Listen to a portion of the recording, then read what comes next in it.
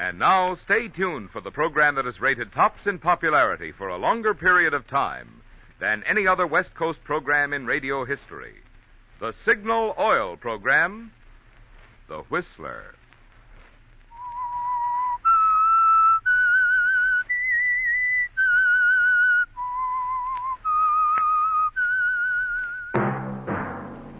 Signal, the famous Go Farther gasoline, invites you to sit back and enjoy another strange story by The Whistler.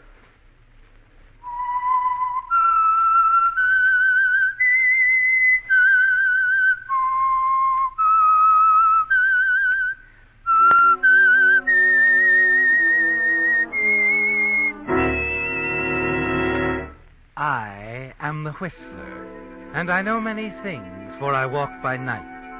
I know many strange tales hidden in the hearts of men and women who have stepped into the shadows. Yes, I know the nameless terrors of which they dare not speak. And now for the Signal Oil Company, The Whistler's strange story. Borrowed Byline.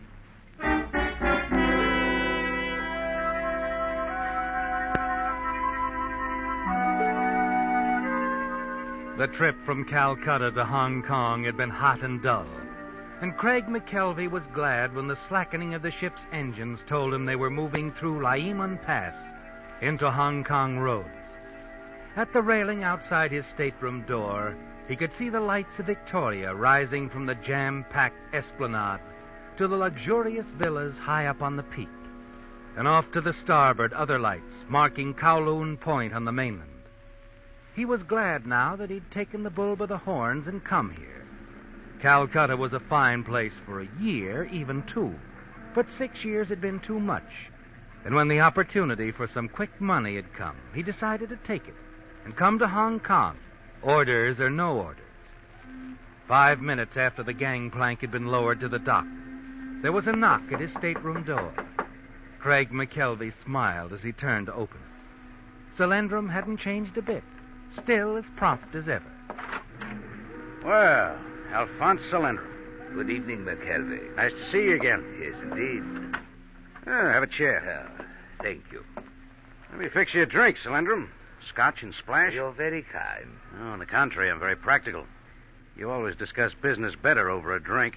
And I know the wire you sent me had a deal in it somewhere. I thought I made that clear. You're never very clear, Solandrum, particularly where money's involved. And what makes you think there's money involved, my friend? You don't think I'd jump my job and take a long boat ride to renew an old acquaintance, do you? Wait a moment. Jump your job?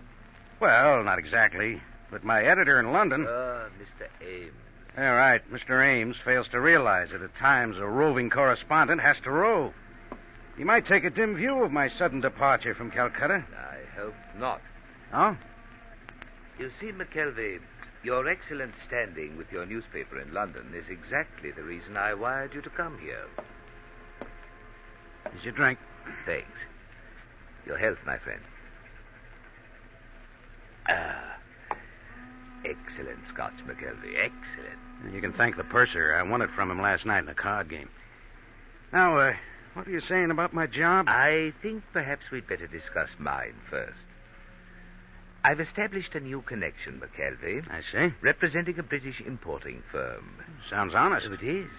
That's strange, Alphonse. I've never known you Tut. My past is a closed book, something to be forgotten. There's much to be done here, McKelvey. New worlds to conquer. The right man, the right set of circumstances, and the wealth of the Orient is here for the taking. Tell me, my friend, how much do you know of natural history? What? Do you know, for example, that on the slopes of the mountains to the west, there lives a species of deer, a small hornless animal, unimpressive as a trophy, but worthy of the most skillful hunter who ever held a rifle? If you don't mind, old man. I'm being obscure again.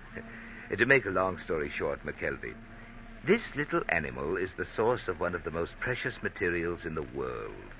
A substance for which there is an almost hysterical demand at this very moment. Well, go on. What is it? Musk. Musk? An essential ingredient of the finest perfumes.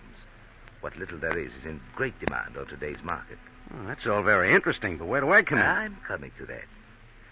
It seems there is a persistent rumor that a fabulous amount of purest Tibetan musk is floating around East Asia somewhere. My firm is most anxious to locate it. So anxious, in fact, that they've retained me for the past 8 months solely to conduct the search. And that, McKelvey, is where you come in. Oh, is it? A simple dispatch in your very reliable newspaper indicating I have discovered the musk would simplify my problem immeasurably. I'm still a lap or two behind, Alphonse. I know I can be frank with you, my friend. From the moment I accepted this proposition, my problem has been to persuade my superiors in London to advance funds to cover the purchase. Needless to say, my firm in London tends to be cautious, since the transaction will come to over $250,000 American. Then you have found the musk? Oh, no. Yet you want me to file that story? Oh, come, McKelvey, you haven't developed any moral compunctions after all these years? No, just being practical again, Alphonse. You'd never get away with it, you know. In the first place, they'd never send the funds without checking. In the second place, the idea of picking off $250,000 and disappearing it. Simply fantastic. You underestimate me, my friend. After all, I haven't been at work on this for 8 months for nothing. So all you need is a story over my signature, and they'll jump. They do anything to close fast, prevent competitive bidding. I see.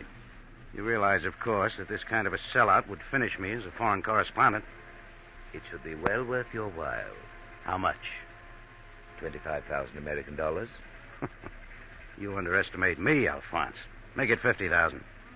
That's a lot of money for a story. You're buying a career. Excuse me. Yes. Cablegram, sir. Oh, here you are. Thank you, sir. Hold for arrival. What? Consider your impromptu departure from Calcutta inexcusable. Your services with this paper terminated immediately. Frank Parksley has requested temporary transfer to Hong Kong, instructing him to replace you on arrival.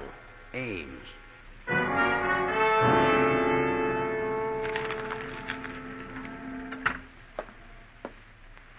Anything interesting in your cablegram? Oh, nothing much. It was from Ames. Just another raise. Well, that's very fortunate. Your reputation with your paper must remain unimpeachable, McKelvey, until the story is filed. Yeah, I realize that. Now, how about the price? 50,000 it is. Good. When do I file it? After I prepare the way in London. We must be cautious now. Can't afford to be seen together. Suppose I meet you tomorrow night at 9 at the Twin Dragon Bar? Right. Well, Alphonse, here's to the story. Yes, my friend. To your story.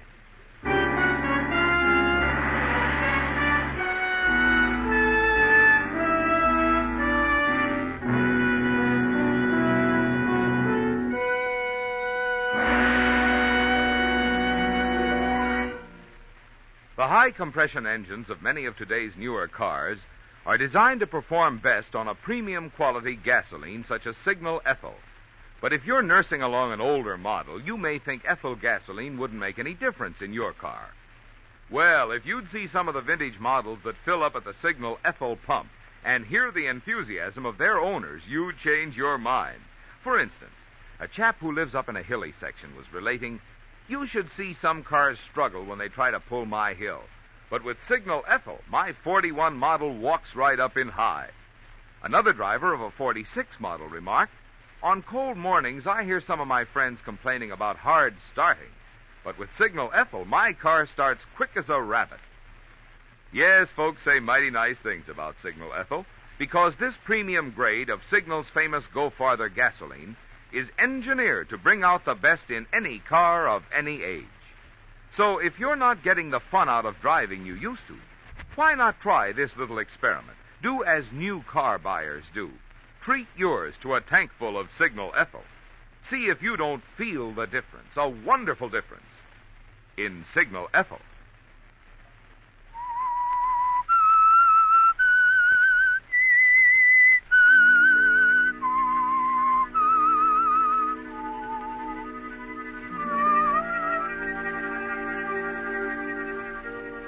It's strange, isn't it, Craig? At the very moment it became clear that your position with the paper in London meant everything to you, with Alphonse Salendrum sitting there in your stateroom ready to pay you $50,000 for that false dispatch, the crushing wire from Ames discharging you arrived to change it all. You realized, of course, that Salendrum must never know about it. And even as you tore up your editor's message discharging you and turned to Salendrum, you were trying frantically to think of some way the story could be filed and published the following day in London. Salendrum's gone now, and you sit alone in your stateroom for a long time thinking. You remember that no one knows you in Hong Kong. Decide for the time being it has to stay that way. A few minutes after leaving the ship, you check in at a nondescript waterfront hotel. You've never been one to apologize, Craig, but this time it's got to be. You hurry down to the cable office, scribble the message out, and hand it to the clerk. Let me see now. Timothy Ames, Fleet Street. Can't believe you're serious. Came here on tip. Underground movement very active in southern China. Know you will allow me time for full report. McKelvey.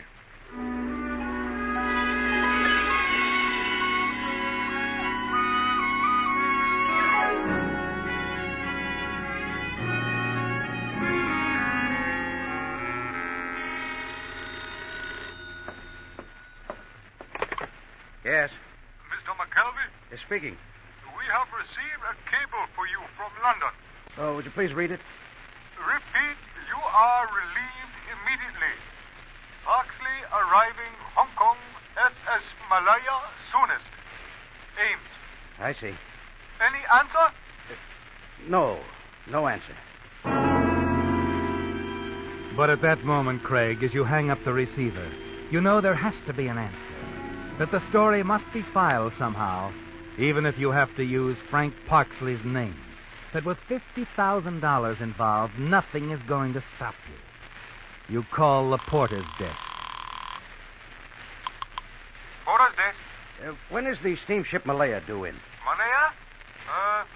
Sunday night. Thanks.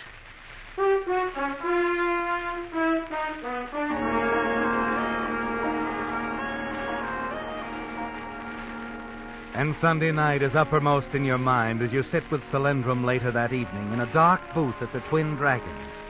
Going over the text of the story you know you'll have to file under Frank Parksley's Byline.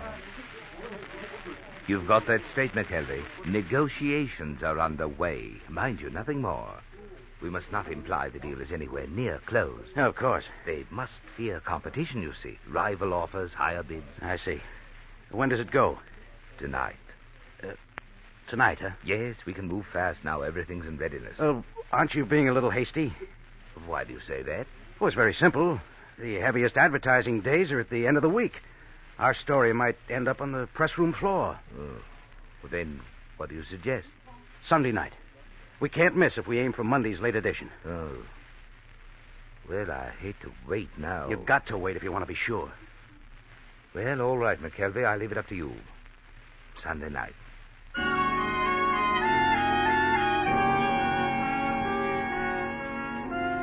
Yes, Craig, it has to be the night Parksley will arrive on the Malaya, because your mind is made up, isn't it?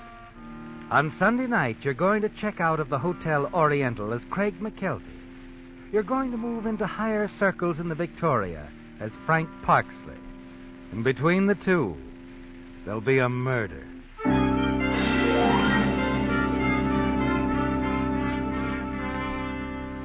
Sunday night finds you at the dock waiting, looking up at the sleek side of the passenger vessel that just pulled in, the SS Malaya. You breathe a sigh of relief when you see Parksley, the linen suit, the thin, rangy figure, the same Frank Parksley you saw in Singapore years ago. Hello, Parksley. Huh? You don't remember me. I'm McKelvey. Oh, yes, McKelvey, of course. I'm sorry. Oh, we only met once. Yes, London, wasn't it? Singapore. Oh. But it's all right. I wouldn't have remembered you if I hadn't been told you were coming. Oh, well, then they did inform you that I... Yes, they sent me a cable. Yes. I'm sorry, old man. I've been trying desperately to get out of Burma, but it hasn't anything to do with displacing anyone. Oh, I know. That's my own doing. And Ames, he agrees that I'm a bum. Well, I wouldn't worry about it. We all have at least one editor who can't stand us. Sure. Look, I hired a car. I'll drive you up to the hotel. Well, that's space sporting of you, McKelvey. However, there's been a delay in getting my baggage off, and I'm afraid... Oh, they'll send it up for you. Well, if you don't mind, I'd rather wait. Past experience, you know? Somewhere in the Orient, there's a typewriter, 3 suits, and 6 pair of my best Argyle. Yeah, I know what you mean. So we wait. Yes, if you don't mind. I insist. You don't know Hong Kong, Parksley, but it's like the baggage. A man can get lost here.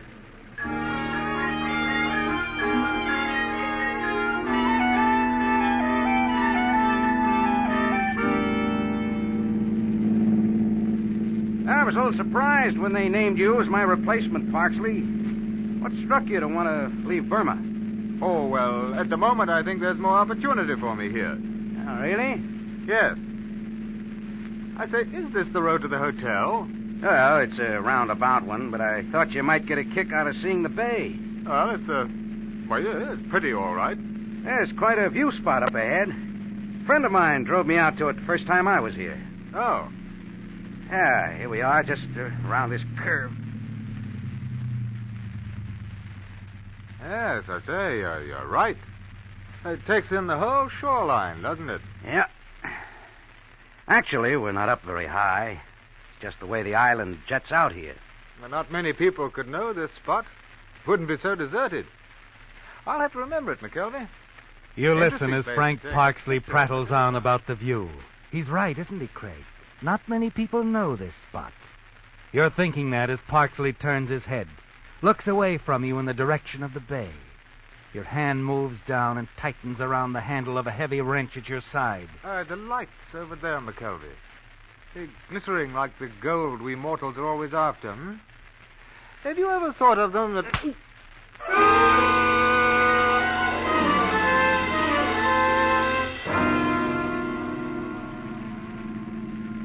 The drive back to town gives you your first chance to really let down since meeting Frank Parksley. It's over now, Craig. You did it. Killed Parksley and sent his body, heavily weighted with stones, over the side of the cliff and splashing into the waters of the bay.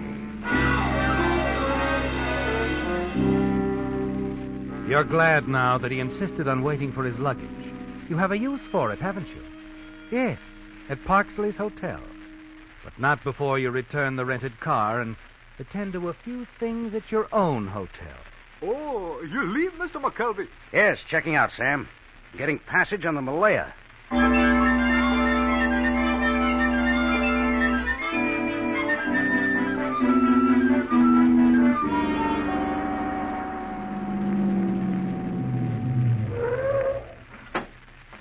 Here's the Hotel Victoria, mister. All right.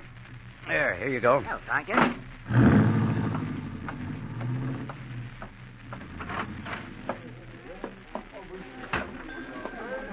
Front, boy.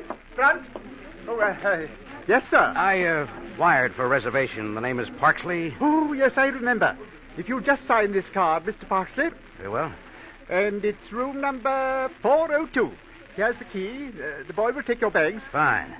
All right, Sonny, let's Well, if it isn't my good friend. Solendrum. Yes, indeed, my dear man. You go on ahead, boy. I'll be right up. You said yourself we shouldn't be seen together. But not here, not here. I'm in room 402. If there's anything to talk about, wait about a half hour and then meet me there.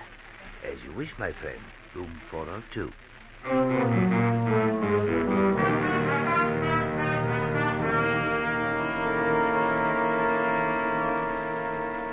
Hello. Hello. Yes, sir?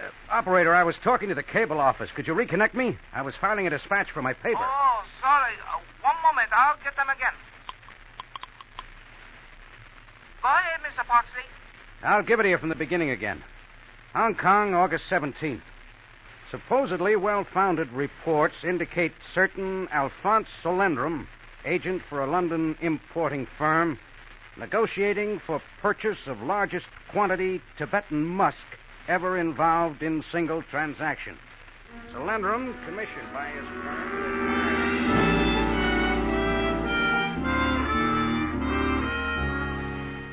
A few minutes later, and it's over, isn't it, Craig? You hang up the phone, sit back, and breathe a sigh of relief. You worked fast, didn't you? And it went through. Everything you said. The report will appear in the London paper. You've managed to keep your promise to Solandrum, haven't you, Craig? With the aid of Parksley's arrival and sudden departure. Now all that's ahead is to wait and collect your fee. Hello, my friend. Come on in, Solandrum. I trust you feel free to talk now, my dear McKelvey. Anybody see you come up? Why are you so nervous? You're not at all the man of iron. Never mind. Just don't like to ask for trouble, that's all. I did a serious thing. I hope you appreciate that. You've already filed the dispatch? I have. Oh. What's the matter? Don't tell me it isn't going to work. I have better news, McKelvey. Much better. News that will preserve your integrity as a correspondent. What are you driving at? Supposing I were to tell you that anything you said concerning the negotiations for my firm in London were true. Is that what you are telling me? Exactly. At long last, after 8 months, mind you, I have been contacted by letter. The man who has the musk wishes to discuss business with me. Now, wait a minute. We had an agreement. Oh, please, my friend, I'm not forgetting. Not for one moment. As you say, we had an agreement, a gentleman's agreement. And because of it, you will receive the amount I promised. But if you have to make a legitimate purchase... I'm not above such an action, McKelvey, not under the right circumstances. You're meeting this man tonight? He's coming here to the hotel, yes. I must talk to him privately. You see, the margin of profit is accounted for by the simple fact that he did not come by the musk by entirely honest means. So he's willing to sell for less? I am buying the musk for exactly half the price my firm will pay. I see. Very neat, Solandrum. So you need have no concern over your share. I'll bring it here to your room the moment my guest departs. Sorry, Solandrum. I hate to be indelicate about it, but I'm in too deep. We'll wait for your man right here. Together. Yes, Clark? This is 402. Yes, sir. Mr. Solandrum is visiting with me, but he expects a caller. If anyone asks for him, would you send him up here? Certainly, Mr. Parksley. Thank you. All taken care of, my friend? All taken care of. Nothing to do now but sit and wait. Ah, yes. And the moment is close, McKelvey. This will-o'-the-wisp I've pursued these many months is almost in my grasp. Think, man, in a matter of hours, perhaps minutes, we'll both be rich.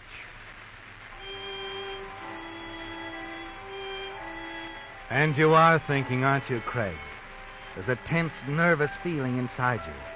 And you know Solandrum senses it, too. As both of you sit there in silence, waiting. Waiting.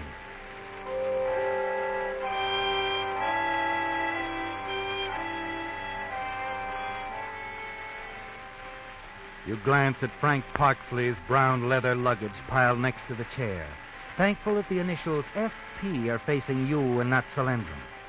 It's too late to even wish now that you'd thrown it into the bay along with the body of its owner. 11 o'clock. 11:30. 12. You're both wondering now. So many things could go wrong. So much could happen to a man alone in Hong Kong, with over $200,000 in his hands. And then...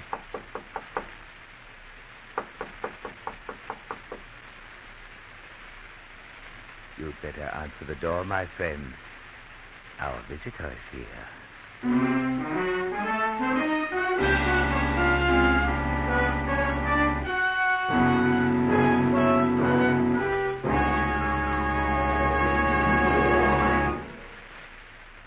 If you're not getting a new car, you naturally want your present car to keep performing as well as possible. Well, the lubrication and service a car gets have a lot to do with its performance. And that's where independent signal dealers shine. With them, you see, servicing cars isn't just a temporary job. It's a permanent business in which they've invested their own money.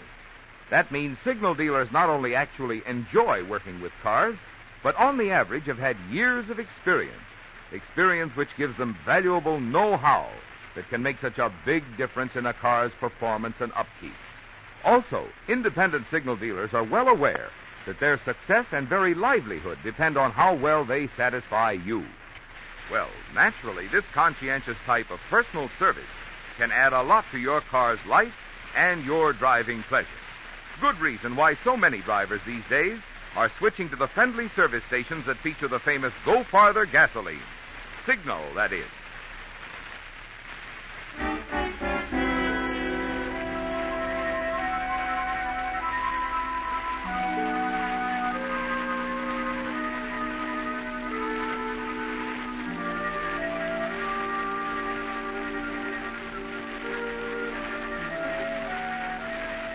For a moment you can't move, can you, Craig?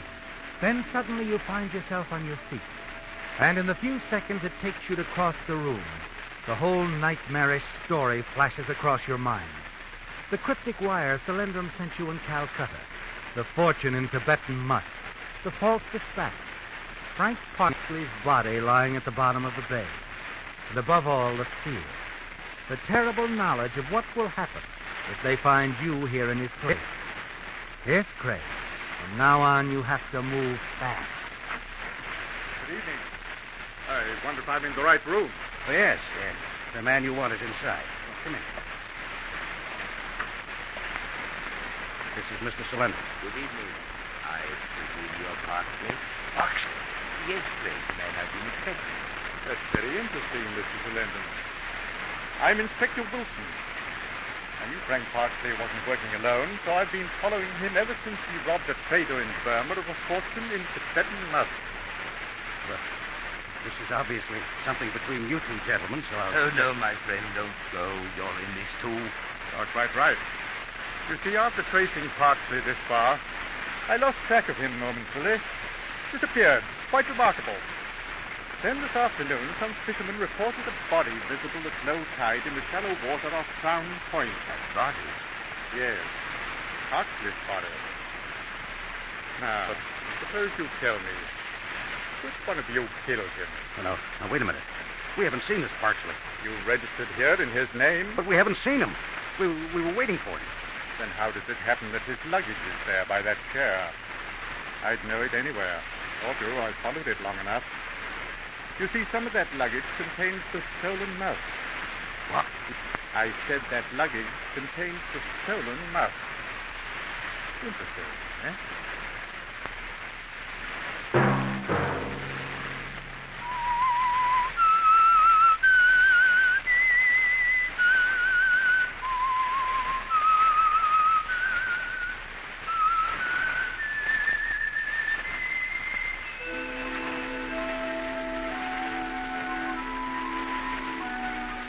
Let that whistle be your signal for the Signal Oil program, The Whistler, each Sunday night at this same time. Meantime, Signal Oil Company and the friendly independent dealers who help you go farther with Signal gasoline hope you'll remember, regardless of what gasoline you use, you'll enjoy more miles of happy driving if you drive at sensible speeds, obey traffic regulations, and avoid taking chances. You may even save a life, possibly your own.